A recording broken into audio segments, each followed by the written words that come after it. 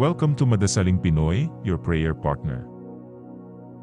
Tayo po ngayon ay nasa ikalawang linggo ng Pasko ng muling pagkabuhay. Kaya naman sa pakikiisa sa Simbahang Katolika sa buong mundo, itaas natin ang ating mga puso at sabay-sabay nating pakinggan at pagnilayan ang salita ng Diyos ngayong araw. Ang mabuting balita ng Panginoon ayon kay San Juan. Kinagabihan ng linggo ding iyon, ang mga alagad ay nagkakatipon. Nakapinid ang mga pinto ng bahay na kanilang pinagtitipunan dahil sa takot nila sa mga Hudyo. Dumating si Jesus at tumayo sa gitna nila. "Sumainyo ang kapayapaan," sabi niya. Pagkasabi nito, ipinakita niya ang kanyang mga kamay at ang kanyang tagiliran. Tuwang-tuwa ang mga alagad nang makita ang Panginoon. Sinabi na naman ni Jesus, "Sumainyo ang kapayapaan. Kung paanong sinugo ako ng Ama, gayon din naman sinusugo ko kayo." Pagkatapos, sila'y hiningahan niya at sinabi, "Tanggapin ninyo ang Espiritu Santo. Ang patawarin ninyo sa kanilang mga kasalanan ay pinatawad na nga. Ang hindi ninyo patawarin ay hindi nga pinatawad." Ngunit si Tomas na tinaguriang kambal, isa sa 12, ay wala roon nang dumating si Jesus.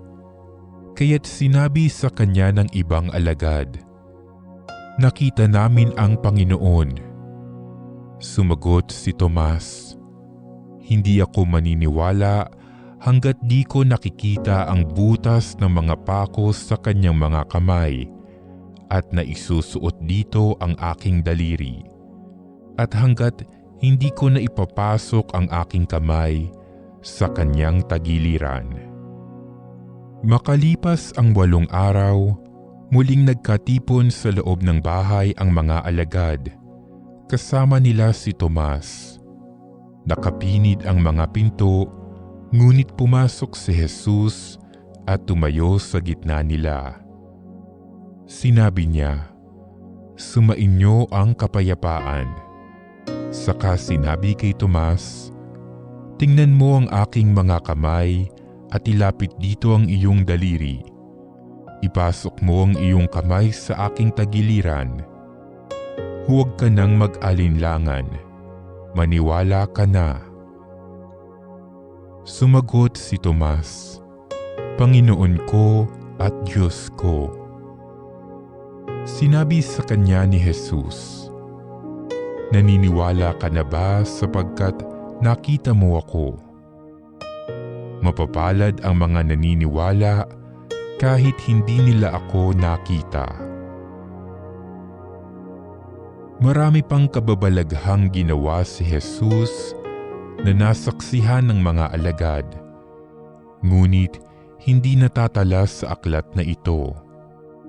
Ang mga natala rito'y sinulat upang sumampalataya kayong si Jesus ang Mesiyas, ang Anak ng Diyos, at sa gayoy magkaroon kayo ng buhay sa pamamagitan niya.